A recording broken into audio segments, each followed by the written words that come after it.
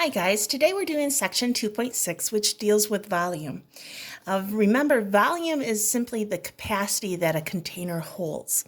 So when we think about capacity, we're thinking of liters, ounces, cups.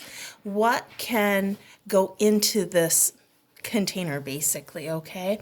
And so when we deal with this, we're talking about cubic units, which means we're talking about the length, the height times the width of this, okay? When we're dealing with cubic units, we have a special symbols that we use, okay? Here we have our ounces and we're dealing with the cubic, and that's why we have it to the power of 3. Now, there's a special thing here. An ounce cube is the same thing as 1 to the third, or centimeters cubed. So we can convert between this, okay? So as we go through this, it'll start making a little bit more sense, because what we're going to do in this lesson is we're going to actually find the volume of a rectangle or a cube or a cylinder, and then we're going to find out what is my actual capacity of that container. And so I'm going to go ahead and I have to convert it. And in our book on page 68, they actually have a table 2.5 that gives us the conversion factors that we're going to have to work with. So just to refresh your brain here, volume is the number of cubic units needed to fill the interior of a 3D shape. Okay, so if you think of in my room, I've got these plastic 3D shapes, and inside of it, I can pour these beads inside of it. So what we're trying to figure out is how much of what is the quantity of beads that can fill up those containers in my room. Okay, so the very first step we have to do though is find our volume of the shape. So our standard equation for a volume of a rectangle is length times width times height. And in this example here, it says we've got a rectangle prism, which is my 3D shape of a rectangle, and whose length is 6, whose width is 4, and whose height is 5. So all we're going to simply do is go ahead and multiply those three numbers together. So 6 times 4 times 5 gives me a volume of 120. Now remember, it's very important that we use our units. So our answer is going to be 120 centimeters cubed, because we're dealing with volume. Over here we have a cube, which is a special rectangle, and the equation, because with a cube all sides are equal, we use the equation E cubed. So in my example here, I have the volume of a cube that has sides that are 8 inches. So all you're going to do is go ahead and take 8, and you're going to cube it or multiply it by 8 3 times, and you're going to get 512. We then have to use our units, which is inches cubed. The last figure we're going to deal with here is cylinder.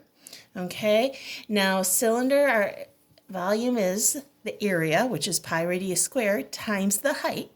And in my example here, I have the diameter of my circle for that top is 20 feet.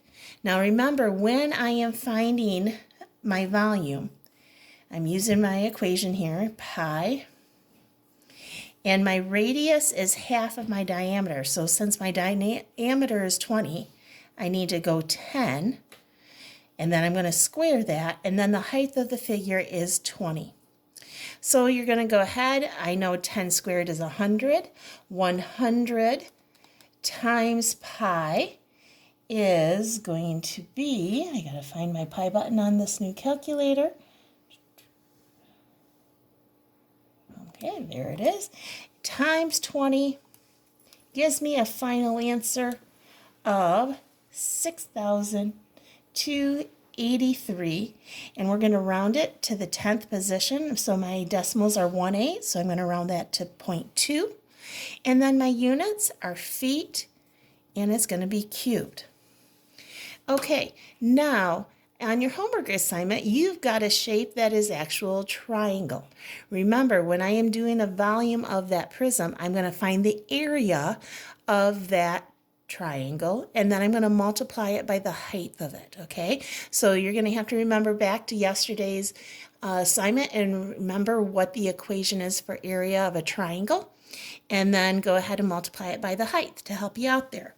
Okay, let's go ahead and switch to what we're doing here, okay? So we have found our volume, okay? And now we want to convert it to figure out how much of stuff can fill it, okay? So here is, and this is the chart that is on page 68 of your book. This is our relationships for when I want to go ahead and convert it. Now there is a couple things we have to note here, okay? There's the abbreviation centimeters cubed.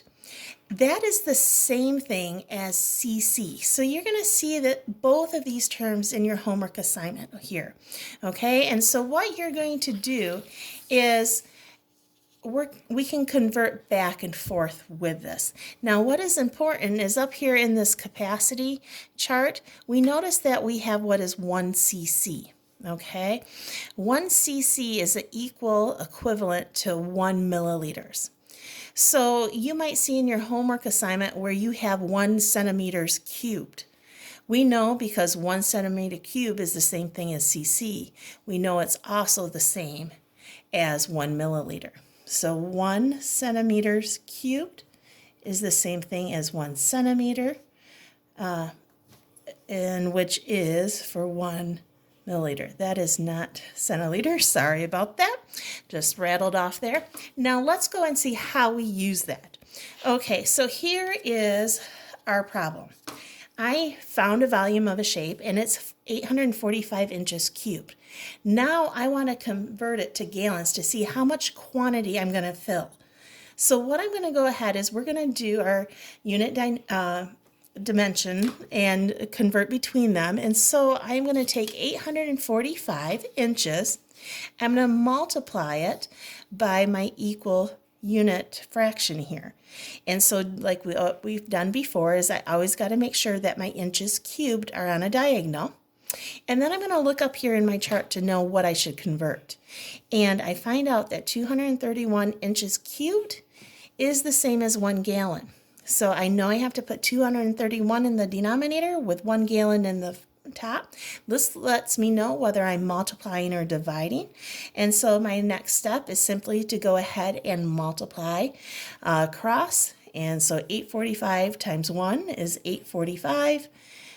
1 times 231 is 231. Go ahead and now divide that out. So 845 divided by 231 gives me 3.658.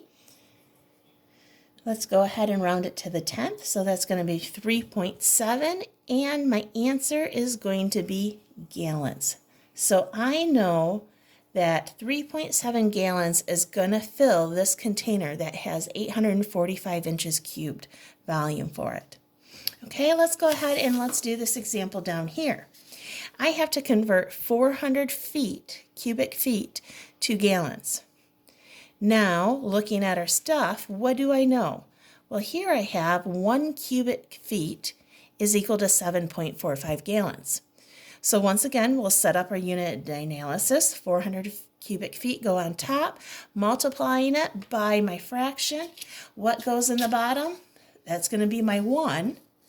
And my gallons go on top. I had to make sure that my feet canceled out here. So now I simply am going to multiply across. So 400 times 7.48 gives me an answer of 2,992, and my unit is gallons. Okay, so this isn't a hard concept to do because we've taken it step by step to get to this point here. So the very first thing is you've got to find your volume of the shape. Then we're going to go ahead and convert it to what we're looking for. Let's do one more here. And we're going from 500 cubic centimeters to liters. Now our warning bell should be going off. We have what is cubic centimeters, our cc here. So think back on, this is the volume of my shape, is 500 cubic centimeters. And I'm trying to get to liters. So let's look up here at our chart. I don't see anything over here with cc I do see that 1 cc equals 1 milliliter. Okay, so what I'm going to go ahead and do is go ahead and convert here. So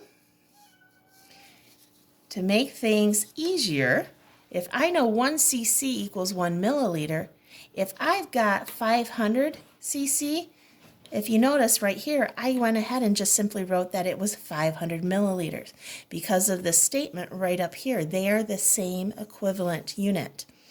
Okay, so now that I'm now in a new unit of 500 milliliters, now I can go ahead from milliliters and change it over to liters. So think about our stair steps using our SI units. How many milliliters are in 1 liter? Okay, so it's 3 steps down to the right of the chart. And so that means there are 1,000 milliliters, they are our smallest unit, in 1 liter. So now when I go ahead, I'm going to go ahead and divide this out. I do not need to worry about this 500 centimeters over here because that is the same thing here. So I'm simply going to take 500, divide it by 1,000. Okay, and my final answer is 0.5. And what is 0.5 watt? It's actual liters. Okay, guys, take your time as you do your homework assignment. Think it through carefully. First, find the volume of the shape, and then go ahead using the chart on page 68 of your book or here in the notes. Work at converting it to the actual capacity. If you have any questions, find me in my room. Have a great day, guys.